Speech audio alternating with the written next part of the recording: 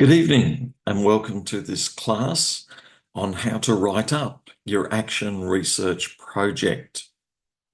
In this class, we want to begin by thinking about the ways in which you develop each section of your action research project.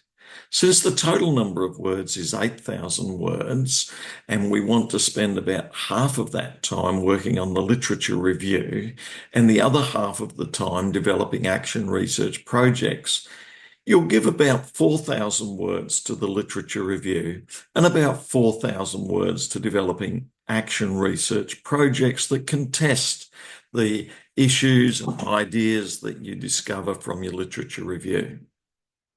So in the first section, we want to look at how we go about the literature review and gather literature from scholarly resources. And you can find many of those using Google Scholar and also from the college library. And you want at least 10, 15, 20 or more scholarly resources that you interact with. You also want to focus very detailed on specific areas that you can research, areas that would improve your teaching in either literature, language, English, or in mathematics, aspects of the subjects that you teach. So in preparing your literature review, you want to think about what are the main scholarly resources that are going to help you to understand the topic you're looking at. And to do this, you'll go to scholarly resources that relate to the areas you're looking at in education, in your subject area, or in mathematics or literature, language, English, as they relate to your subject area. You'll also want to give one or more paragraphs discussion to the nature of action research. What is action research? What is action research in education? And what does it mean and how you're going to investigate that? In developing a structure for your assignment, many people follow the IMRAD structure, which stands for I for introduction of 300 to 1,000 words. M for methods. What methods are you going to use? Firstly, the method for gathering information in your literature review. And second, the method in your action research project and how you would then gather data from the methods that you use and how you would analyze that data, and then based on that, how you would develop further action research projects. Results discusses the gathering of your data from the literature review and also the gathering of your data from the action research projects that you might carry out both now and or in the future at future times in years to come. And then the discussion of the information that you've gathered and how you might apply this information in practical situations in classrooms. So the total number of 8,000 words is divided firstly into the literature review of 4,000 words, which we've discussed in previous times, and then into 4,000 words looking at action research projects.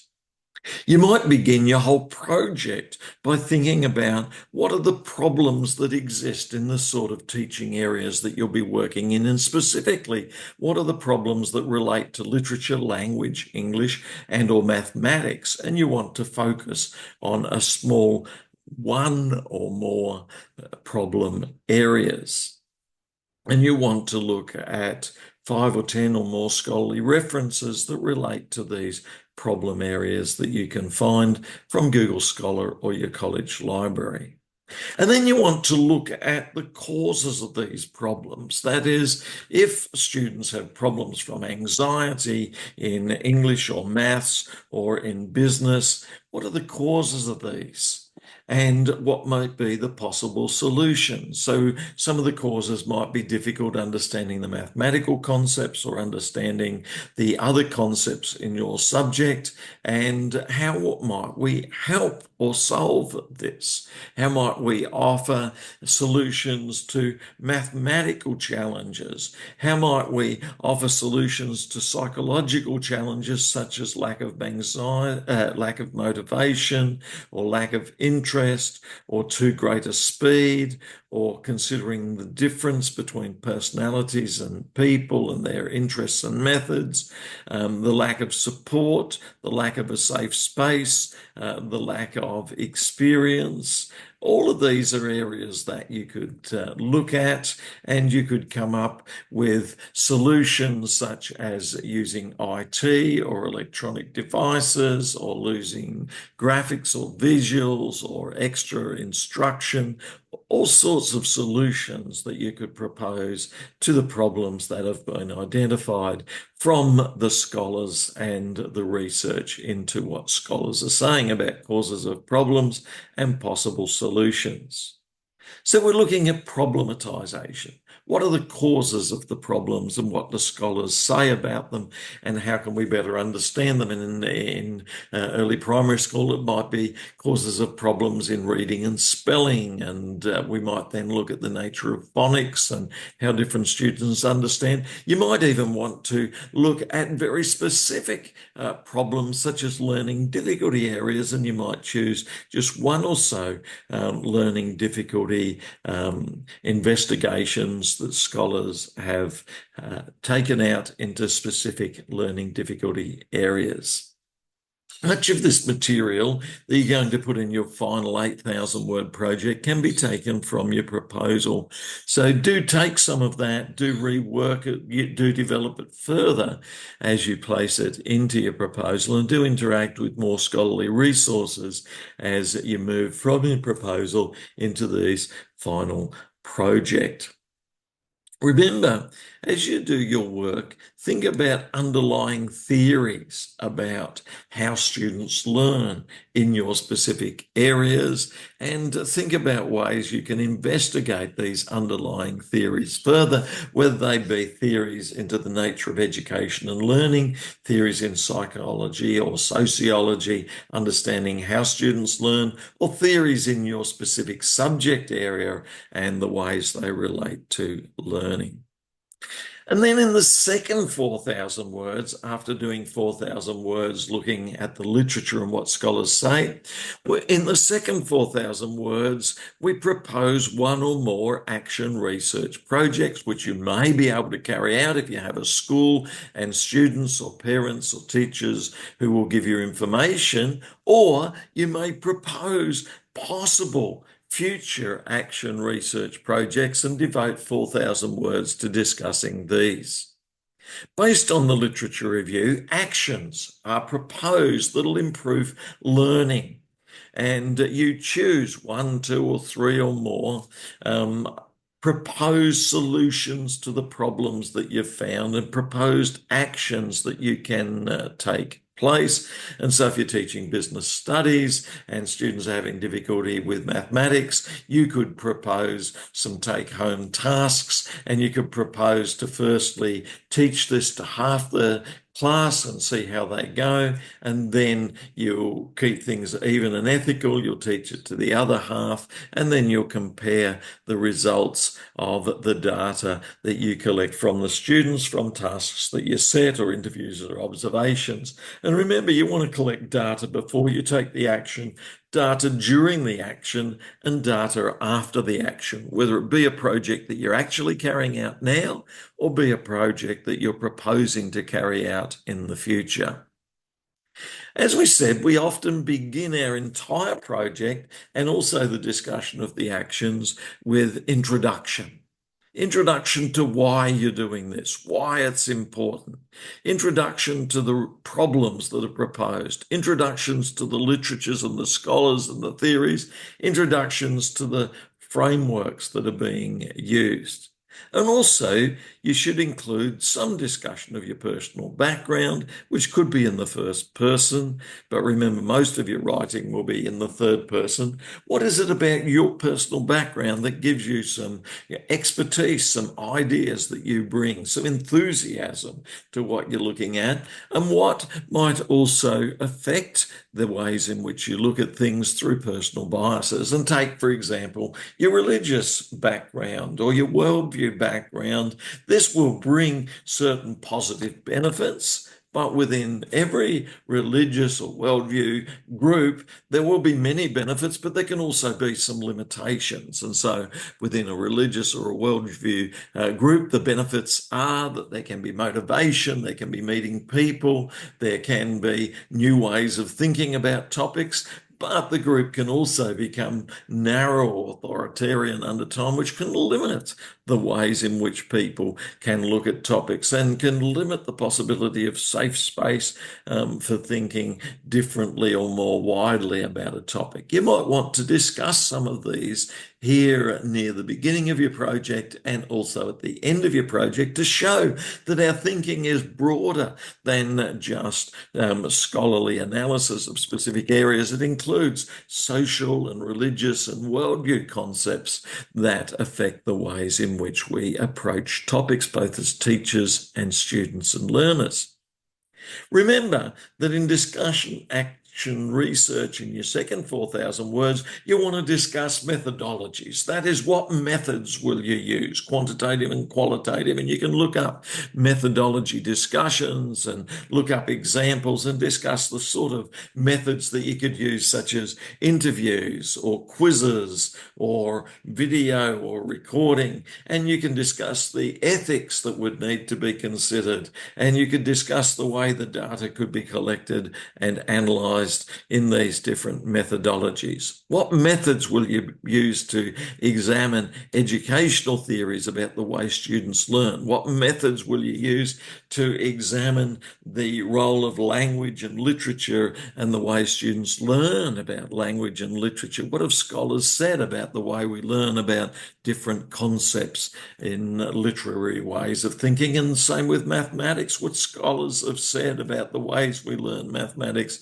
you'll be able to engage with those. And other areas we could consider are what sociological influences come from peers and parents and family and school. What psychological influences or neuroscience influences tell us about the way the mind works and the way thinking works. You'll be able to incorporate some of those that you gather from your research that can help you to drill deeper. And remember, your work from this project won't just be contributing to a grade or a mark from this project. It can also be used as a resource when you apply for jobs, a resource that you can investigate further, and you can also model in future teaching so that we're not just teaching intuitively, we're also thinking about the way we can gather data and implement actions in every area of teaching that we do and on a regular basis, both informally and more formally. And we can even publish that in scholarly journals and other scholarly forums. Remember, the methods section details the research process. When are you going to gather the data? Early in this term, early in looking at a topic? Where will you gather the data? How will you gather the data and do the study? What will be the research design you use, and what will be the philosophical underpinnings of this research design? What will be the research setting in a school or a classroom? What will be the population of students or teachers that you'll engage with? What's their background? What's their age? How will you select the participants? How will you recruit participants? How will you analyse the data? What ethical considerations, what approvals will you need from the school and fellow teachers? It's important to provide enough information about the methods you use so that the reader of your material can make sense of the results that you gather and the reasons why you gather them and the ethical processes you follow. A useful process in providing information about the data collection is to use tables or summaries or graphs to show how the data is collected and analysed and put forward. And so you could think about using tables, graphs and paragraphs and summaries in order to examine your data. In examining your data, you'll often use coding, whereby you've got lots of different ideas, maybe 20 or 30 or more different ideas. How can you narrow that down? Often we do that using colours or words or looking for concepts to reduce our 20 or more concepts and ideas that we're looking at to 15, then to 10, to 5, to what's the one major idea you're working with, and what's the 3 or 4 other ideas, and then 5 or 6 or 7 other ideas, so that you work from your major question, your major ideas, the major ideas that come from the data, whether it be from the literature review or from the interviews that you carry out or the tasks that you carry out. Coding the data can be very useful in helping to focus what you're looking at. And you might want to research and look up the nature of coding and the strengths and weaknesses of different coding approaches, both informal and formal. Remember, you want to gather evidence and generate knowledge from the data, from the literature, and also from other ways of gathering information. And then you want to articulate clearly what you're doing and how you're doing it. And sometimes you'll use triangulation, where you'll gather data from 3 or more points. And this is the idea that when you have a building, you use triangles to strengthen the building, where different points all pull together to give strength. Or when you are navigating and orienteering, you triangulate to look at 3 or more different positions, and that tells you where your position is in relation to these positions. And if the positions are very different, that can give you a very accurate understanding of where your position is. And so if you have some people who are for a certain method and some are against a certain method and some have different views of looking at a certain method, this triangulation comparison, like a tripod that supports a painting or a camera, these different legs or positions help us to identify a healthier understanding rather than just taking one position. Then you also want to discuss your results. That is, having gathered results from the literature and having gathered results from proposed or actual action research, you want to discuss how these results will be analysed, how the data will be analysed, and what will be useful, strong aspects of data and what will be less aspects.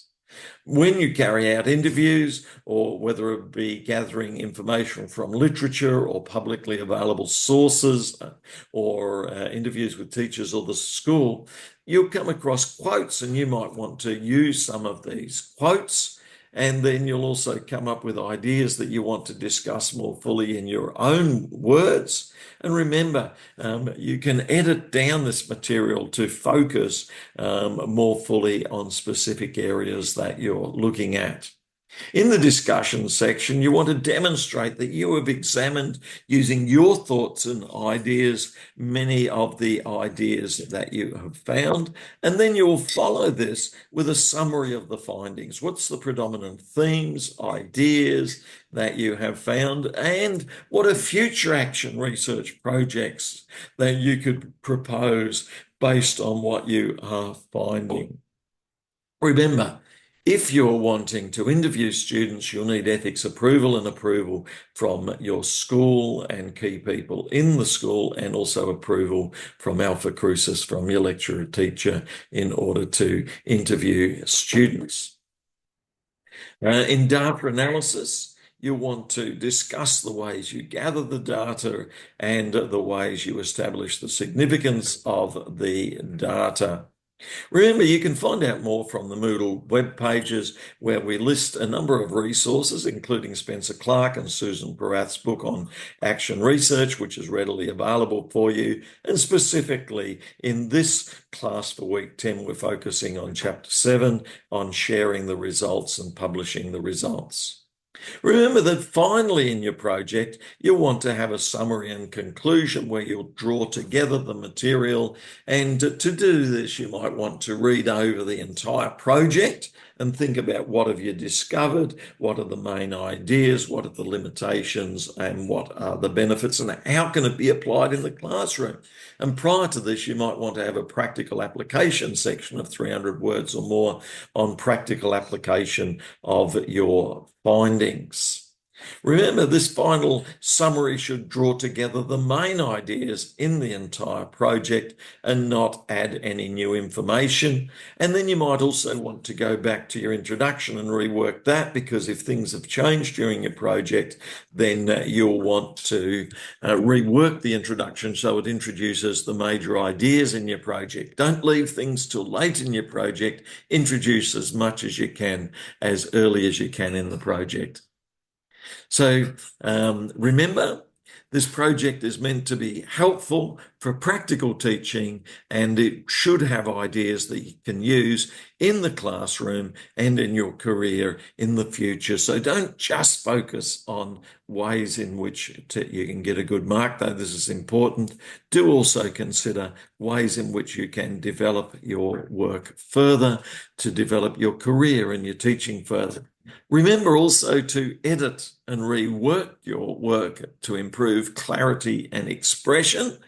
And you may interact with certain editing programs that can help you with your spelling and with construction of sentences and grammar. That can be useful, and show your skill in using those in order to have more high quality final presentation and to show that you're able to polish your work at the end. This will also be important. If you have further questions or further queries that you want to ask, do get in touch and I'll be happy to help you with those as well. Thank you. I look forward to keeping in touch and seeing your work as it progresses. Thank you.